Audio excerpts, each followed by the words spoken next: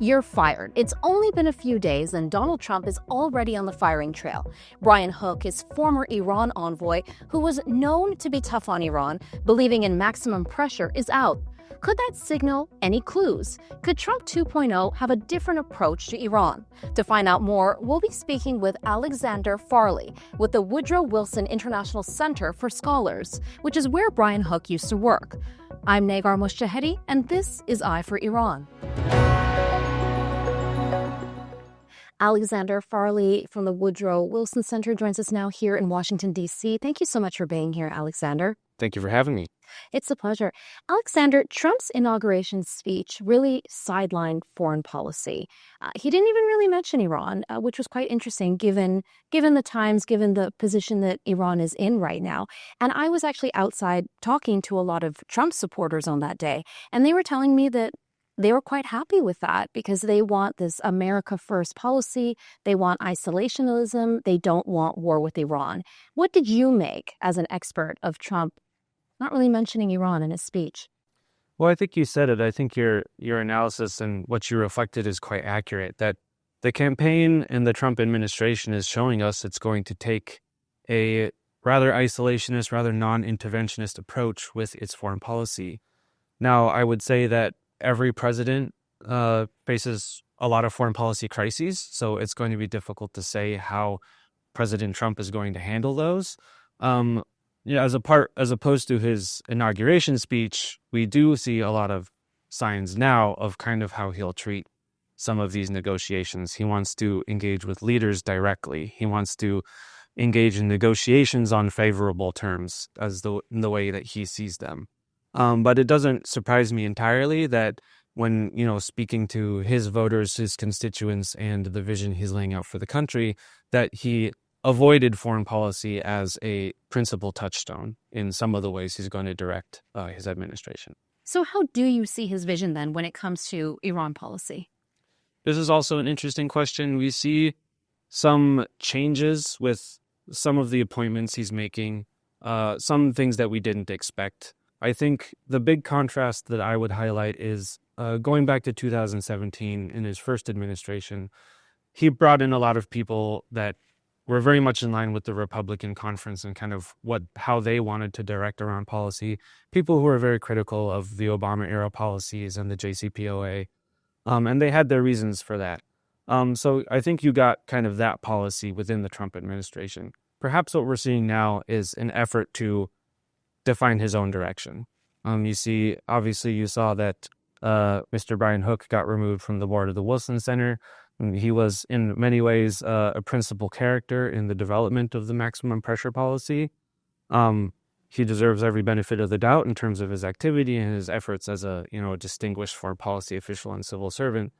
And some other appointments I think also point to potential new ways of thinking. Michael Domino at the Pentagon, who's going to be in charge of Middle East policy, also seems to be sensitive and sympathetic to a more non-interventionist approach to foreign policy.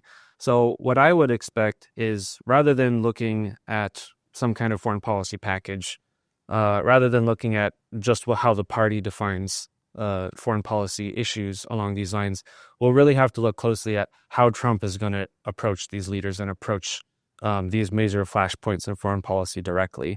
And that might get us a better sense of how he'll move forward with those. Yeah, back in February, Domino actually criticized sort of that description of characterizing Iran in terms of fear-mongering, which is also very potentially indicative of how Trump may handle Iran this time around. And I'm glad you also mentioned Brian Hook, who worked at your center, obviously, at your think tank. He was somebody that a lot of Iranian Americans who don't necessarily agree with Trump in terms of domestic policy, they may be more liberal, more left-wing, even centered type of thinkers, but said, you know what? I'm voting for Trump because he's surrounding himself with people who understand Iran. And they would mention Brian Hook as an example. And a lot of Iranians are out on social media saying how disappointed they are with the firing. Now, we don't know why he was fired or the purpose behind it or if it had anything to do with Iran policy. But what does his firing of Brian Hook, and in such a public way, what does that indicate to you? I'm not sure. I don't think I would make anything of the nature in which it was announced. I think we know at this point this is kind of Trump style to kind of call people out, to point it out in social media. To John Bolton before, Did that to exactly. John, but you mentioned John Bolton, right? John Bolton, much like Brian Hook, is someone who, here in DC we associate very closely with the maximum pressure school of policy toward Iran. And the fact that those two are removed must mean that the president is somewhat unsatisfied with how things went in his last administration. As we know, maximum pressure was a serious policy, and there were major decisions made within the government in terms of who to target, how to treat Iran, how to treat the allies of Iran. But there were reactions to that as well. Iran became more conservative. Iran became more embedded in the region in a lot of ways. That's changed recently, but perhaps that's what he's reflecting on. So if I was to interpret, and I should tread very carefully, that President Trump wants to engage with these issues on his own terms. He wants to determine the course. He doesn't want to preclude maybe making a deal if he thinks it's in his interests and in the U.S. interests. So I think, he's kind of maybe giving up on theory a little bit and maybe trying to take it in a new direction. Did you work with Brian Hook at the center? No, I didn't work with Brian Hook. Again, as I said, I think I've heard that he was an active board member and he deserves every benefit of the doubt of, doing good work on behalf of the center. But as a staff within the Middle East program, I did not work with him, no. Let's listen in on Senator, or now Secretary of State, Marco Rubio. He gave a speech recently on Iran, and it was quite bold. So let's have a listen in and then get your reaction after. When we talk about Iran, I'm talking about the radical Shia clerics and not the people. The people of Iran are people of an ancient civilization, an ancient culture with tremendous pride and advances. And I don't know who take great pride in their Persian heritage and identity. And I don't know of any nation on earth in which there is a bigger difference between the people and those who govern them than what exists in Iran. And that's a fact that needs to be made repeatedly. In no way is the clerics who run that country representative of the people of that country and of its history and of contributions it's made to humanity. And it's a point I wish we would continue to make. What are your thoughts on that?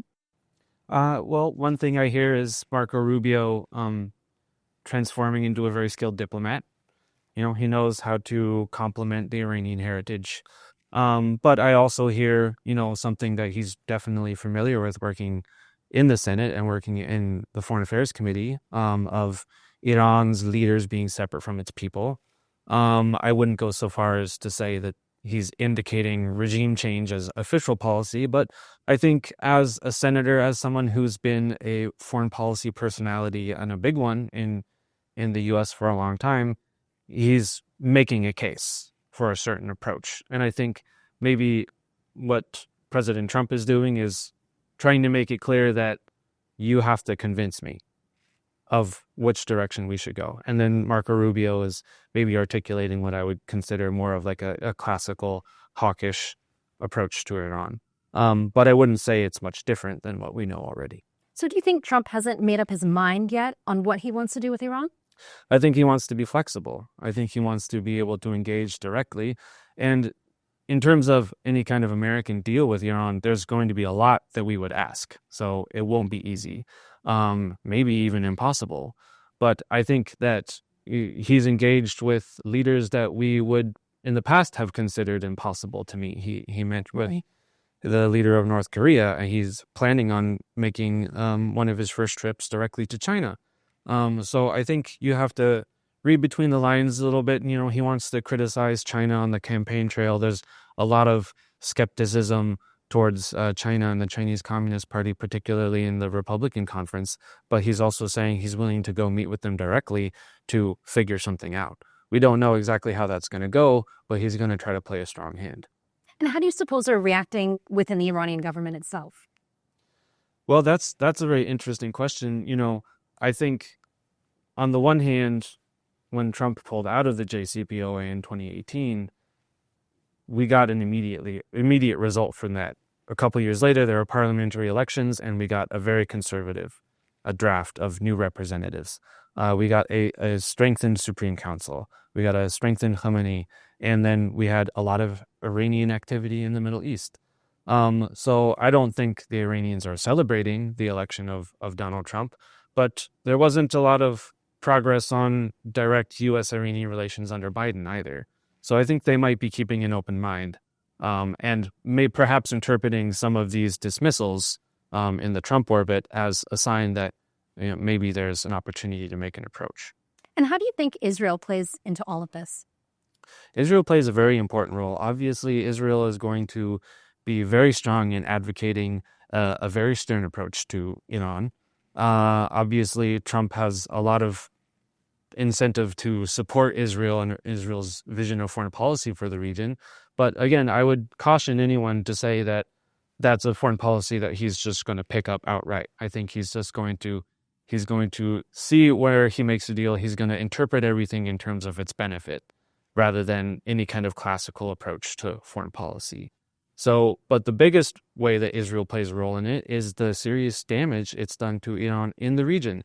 And we've seen, because of that damage and those big shifts, and then kind of unlocking the pressure from other groups to come make changes on the scene. So we saw the new election of the president of Lebanon, and already there's a pressure on Lebanon from Saudi Arabia, from other countries in the Middle East, from the U.S.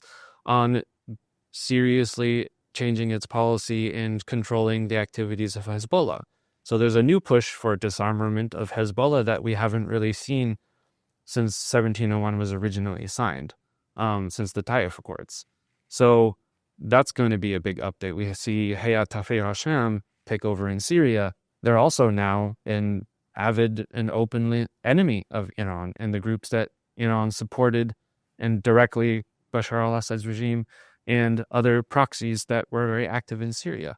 So I think Israel has already kind of tipped the balance away from Iran in some of its near environs, but is still going to advocate for a very strong and is going to advocate for keep pushing against its proxies in order to maintain its own security. And Trump and Netanyahu have both said that they would not allow Iran to become a nuclear armed power.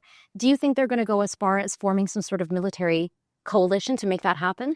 Like a joint military coalition? We see this is also in the news. We saw Senator Graham advocating for this approach directly with Trump.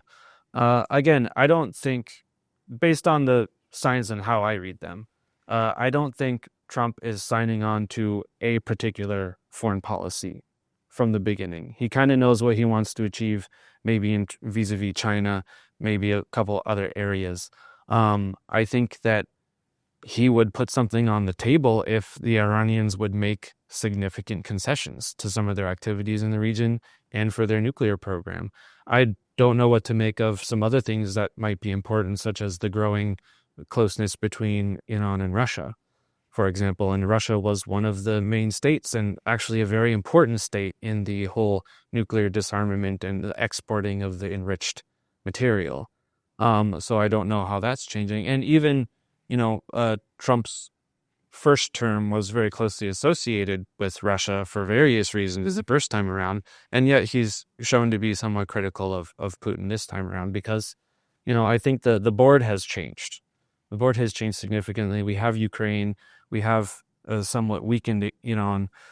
So I don't think he would go in and make any promises to anyone that he's going to launch strike against maybe nuclear sites or something like that. But he's going to make it clear kind of where he stands, and he's going to demand that they come to the table and offer something that's in America's interests. And Trump has also promised to end the war in Ukraine. So would that then end that kind of strategic relationship of convenience, if you will, between Iran and Russia? And how would that then impact the United States and Iran? Would that maybe force Iran's hand into making concessions? I'm not entirely sure. I think that there will be a Russia-Iran connection so long as they are two states that are geopolitically opposed to the United States. I think that's the main force driving them together. There were certainly signs that they were making those kinds of connections even before Ukraine. And then Ukraine obviously created a whole new dimension of cooperation. For example, Iranians sending drones to support the Russian war effort in that country, even though Iran didn't necessarily have a dog in that fight or a stake in the outcome in Ukraine. It certainly wanted to appear favorable in Russian foreign policy. So that's a good question. Will ending the war in Ukraine completely change the calculus? It might give everyone a breather to kind of stop and reassess where they stand. But I think even if the Ukraine war ends, you'll see a strengthened ties between Iran and Russia, and you'll see strengthened ties between Iran and China, so long as the sanctions remain in place. Now, if we go back to Israel and the ceasefire agreement, there's a lot of analysts who said, you know what, it was Trump who forced Netanyahu's hand into doing this. Do you think that that was a loss or a win for Iran, given how Hamas is a proxy of Iran? I think on balance, it's a loss for Iran. You don't have the same leadership of Hamas that you did even a year ago. Yahya Sinwar is dead. Gaza is not Gaza's, excuse me. Hamas leadership is significantly weakened. They made a big show of coming out and showing force when the ceasefire was declared, but it's not the same organization. It doesn't have the same international backers it once did. It's not going to be as easy for the Iran, Hezbollah, Hamas axis to actually work interoperably anymore. So for that reason, I think Hamas is inevitably going to face changes. It doesn't look very good for Israel to have Hamas there, just because that was obviously what Netanyahu and his coalition expressly said they did not want. And the ceasefire agreement, I think, deserves a lot of credit from both the outgoing and the incoming administration, because as it said in the press, it is the same deal in effect as was announced back in May. So they've been working and iterating on that. And then Mr. Trump also declared that he wanted the deal, and that kind of pushed it the rest of the way through. But I think the trajectory was already there. If they were at the cusp of victory, it would be a much different scenario. But I think it is a loss for Iran, and it's certainly a complicated ceasefire, but it's not going to make Iran's resistance stance very much easier. That's fascinating. And it sounds like Trump 2.0, when it comes to foreign policy in Iran, doesn't sound like he's that much different from President Biden. Perhaps not. I think President Biden didn't come into office with a strong stance on Iran. He was kind of more like Obama 2.0, like he was more receptive to some kind of reconciliation. He was receptive to maybe re-entering the JCPOA. But as we kind of saw, and there was not much to go on in terms of renewing a commitment to that agreement. So things had to change. And then, if just being an analyst of the region, I think a lot of other things in the region changed. And so the Biden administration kind of went back to really challenging Iranian proxies and seeing them as, a main and a dangerous actor in the region. And we know that the outgoing Biden officials briefed the incoming Trump ones, and they focused a lot on Iran and its proxies and its activities in the region. So I think that in a way, maybe without signing on to a clear outcome and being determined to pursue a certain policy toward Iran, it seems like they're the same. But I do think they will take very different approaches. They'll take very different approaches in how they deal with Iran. They'll take different approaches with how they approach them diplomatically, or what kind of deals they want to put on the table, what the parameters of those deals were, what specific results they're demanding. I do think it will look much different. And how so, in terms of maximum pressure, or how would you characterize that? Well, I don't see why Mr. Trump won't go back to maximum pressure. Certainly he can try that. But he might try using more force where he can. Obviously strikes directly on Iran that's a pretty serious outcome, but there's still combat with the Houthis in Yemen, and there's still many active figures in Iraq, particularly with the Ashad al-Shabi, like the militias there, many of which are closely tied to Iran. There's still very active proxies still active in Syria and parts of the region. So if he wants to do this by choosing targets, he certainly can. That didn't stop them from the choosing Qasem Soleimani as a target back when they did. So that's one potential avenue that he'll choose. But I think they'll make a lot of demands in having Iran retreat from its activities that threaten Israel, retreat from its activities that threaten the Arab partners that Trump very much wants to build ties with, particularly Saudi Arabia. And I think and also the nuclear threshold, I don't think people in Mr. Trump's party are going to let go of that particular issue. I think that's very important to them and important for all of us. So I don't think he's going to drop that. But I think he's going to make, whereas Mr. Biden didn't necessarily approach Iran diplomatically and demand all these things, we haven't demanded Iran to dismantle its ballistic missile program since the JCPOA because it was something that they very much were reluctant to do. But something like that may be something that he brings up again, because this is considered something that threatens Israel. But he might put these things on the table and make a very stern demand and say, we might do something really serious if you don't come to the table and start talking to us about this. So that might be one approach he might take. So it seems like the United States actually has a lot of options when it comes to dealing with Iran without having to go to the extreme of a direct war. I think so, yes. Iran is very involved in all of its neighboring states. So if you consider it from that perspective, there are many different pressure points that you can put.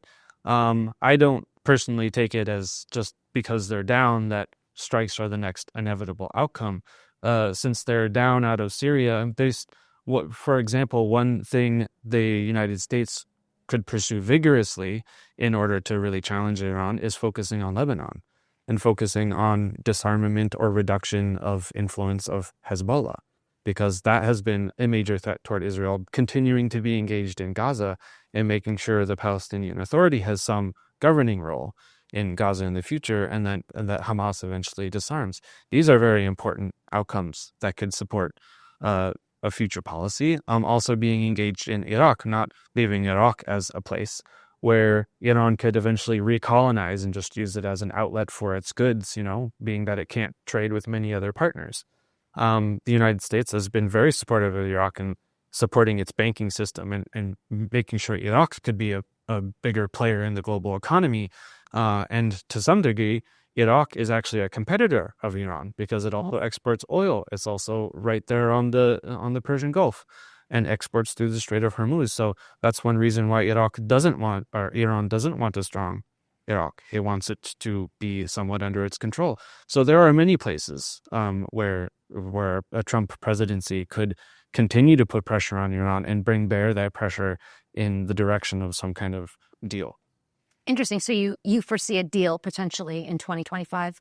I wouldn't say I foresee a deal, but I would say there will be some kind of effort to open up discussions with Iran.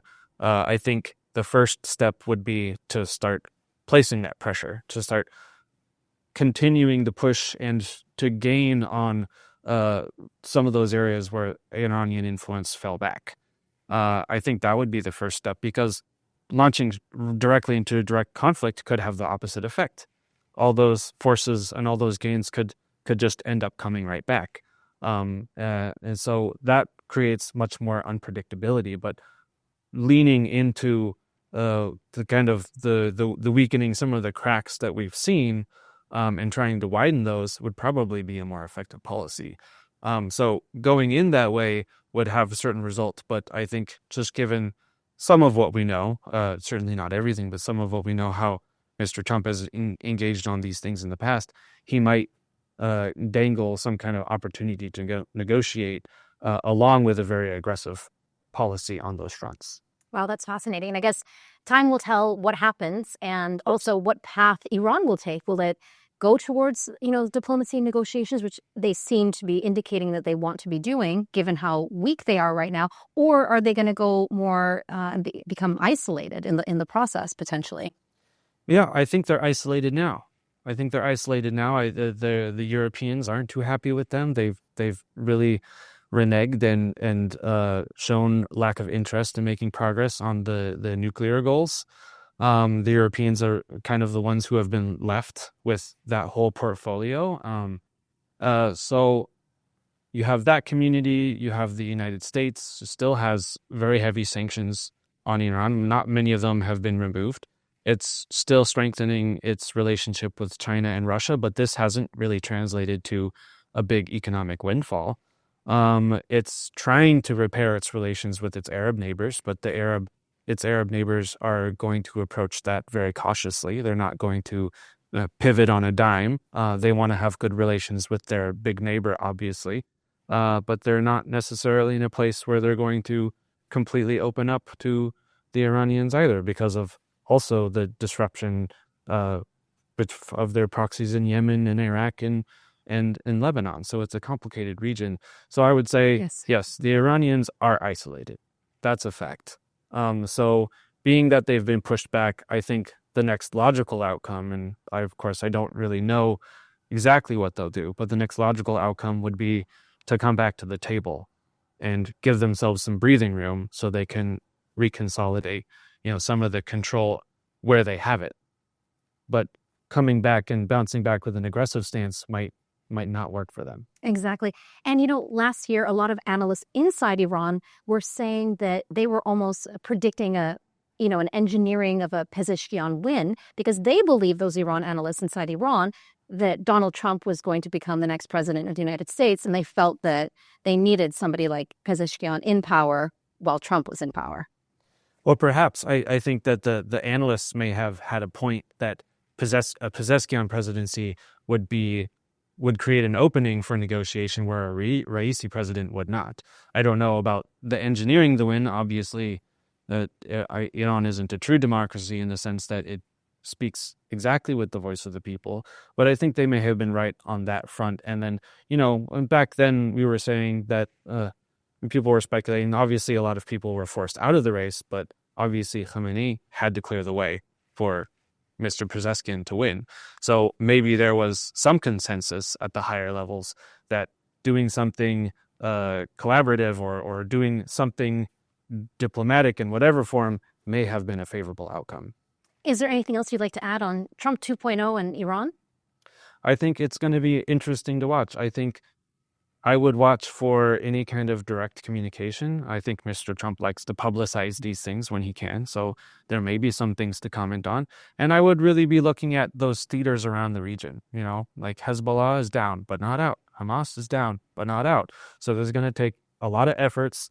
And the Houthis in Yemen are also somewhat down, but have been relatively untouched by the conflicts going on in the Mediterranean part of the region. So I think looking at those regions and seeing how this new Rubio State Department and Trump presidency want to address those as part of potentially interpreting more grand policy toward Iran. That was fascinating. Thank you so much, Alexander Farley with the Woodrow Wilson Center. Thank you so much. Thank you. It's been a pleasure.